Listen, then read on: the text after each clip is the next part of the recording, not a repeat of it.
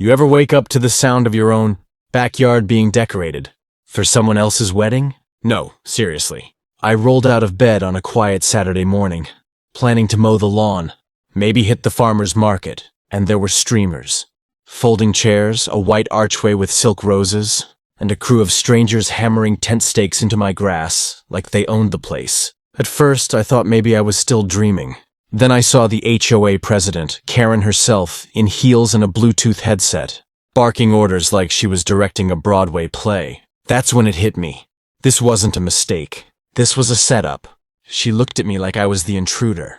"We're on a tight schedule," she snapped. "Don't ruin this for everyone." Ruined? Oh, Karen. That word was about to mean something very different. See, what Karen didn't know, and what you're about to find out, is that I've dealt with her nonsense before. Fines for my paint color, threats over my mailbox height, petty violations and power trips stacked a mile high. But this? Scheduling a wedding on my property without so much as a heads up? That was the last spark this powder keg needed. I didn't just file a complaint. I didn't just call the cops. I called something else entirely. And when the bulldozer showed up during the vows, that's when justice rang louder than wedding bells. You'd think owning your house outright, title and all, would protect you from other people's delusions. Apparently not in Maplewood Estates. It's a cozy, upscale neighborhood built around a central clubhouse, some private tennis courts, and my personal corner of paradise, a large, older home that predates the HOA by 3 decades. My property is a holdout. It's not part of the HOA, never was. The previous owner even wrote that into the deed with ironclad legalese. I don't pay dues. I don't follow their rules. I'm the exception they hate but can't touch, or so I thought. Karen, the HOA president, had other ideas. She's the type of person who hosts wine and cheese, nights with a clipboard in hand, acts like she's the mayor of the neighborhood, and once tried to fine me for having solar panels that clashed with the neighborhood aesthetic. The warning signs started small. First, a few weeks back, a stranger knocked on my door asking if I rented out the lawn for events. Weird. I brushed it off. Then, a landscaper showed up unannounced. Said he was here to prepare the site for setup. I told him he had the wrong house. He checked his tablet, furrowed his brow, and walked off without another word. That should have been my cue to dig deeper. Then came the mail. A letter addressed to the Maplewood Social Committee. Accidentally ended up in my box. Inside, a printed schedule titled Spring Wedding, HOA Priority Access Location. Right under the location section, Private Lawn, East Side, confirmed. That was my address. I stormed straight to the HOA clubhouse. Karen was holding court with her minions, sitting in a semicircle like it was a country club board meeting. "Karen," I began, holding the schedule like a smoking gun. "Why is my house listed as a wedding venue?" She barely blinked. "Oh, that? It's a community-approved function. We put it to a vote." I blinked right back. "I'm not part of your community. You don't get to vote on my property." Her smile didn't falter. "Well, most of the board thought you'd be fine with it. You never come to the meetings, and the space is so underutilized.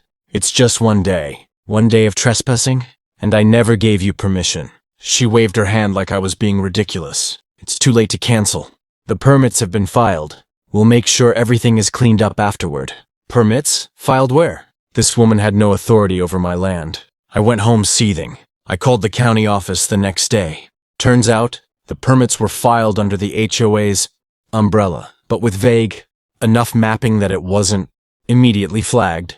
They had used a generic Maplewood open space label, then intentionally mislabeled my lot as part of that common area. A clerical scam, and the wedding was set for 2 weeks out. I wasn't just angry, I was insulted. Over the next several days, my yard slowly transformed into a rental depot. Trucks dropped off portable restrooms, chairs, tent poles, even a string quartet's little raised platform. All of it quietly, usually in the early morning, before I woke up. Karen was clearly hoping I'd be too overwhelmed to stop it. Maybe she thought I was bluffing. She even had the gall to leave a schedule of access taped to my gate. Friday rehearsal, Saturday ceremony, Sunday brunch. They were planning to toast champagne on my patio. I called the sheriff's department. They told me, politely, that it was a civil matter, and that unless I wanted to risk escalating things during the event, I should pursue it in court. Court? That takes time. Too much time. Then came the knock at the door. It was the bride, a very polite, very clueless young woman named Courtney. She introduced herself as the HOA's niece and thanked me for lending the venue. Lending? I asked. Yes, Karen said the community worked it all out with you. I'm so grateful. This place is perfect. I even added your backyard to our wedding website. I smiled the kind of smile that hides a dagger. You've been misled, Courtney. This place isn't a venue. It's my home. And no one worked anything out with me. Her expression cracked. Then she tried to recover. I'm sure it's just a miscommunication. My aunt handles everything. She's so good at logistics. Oh, she's good at something, all right. By Friday morning, the day of the rehearsal dinner, I installed motion-activated cameras. Karen noticed immediately. You know, she said, stopping at my gate, this whole thing would go a lot smoother if you stopped making trouble. I'm not making trouble, I replied. I'm documenting it. Her smile faded. She tried threats. Some of the board members are thinking about a special vote to annex your property into the HOA. I didn't flinch, and I'm thinking of putting up a 12-foot wall with razor wire. Her eyes narrowed. You'll regret this. No, Karen, you will. Saturday arrived like a twisted festival. Guests began arriving early, parking in my driveway. One even blocked my garage. I asked him to move, and he said, the valet said this was guest overflow. Are you staff? That was the final straw. I called Eric, an old friend who owns a demolition company. I told him I had a landscaping emergency, exactly as the violinist played the opening notes of the wedding march. Eric's machine rolled in from the side alley and ripped a trench right down the middle of my lawn. Guests screamed.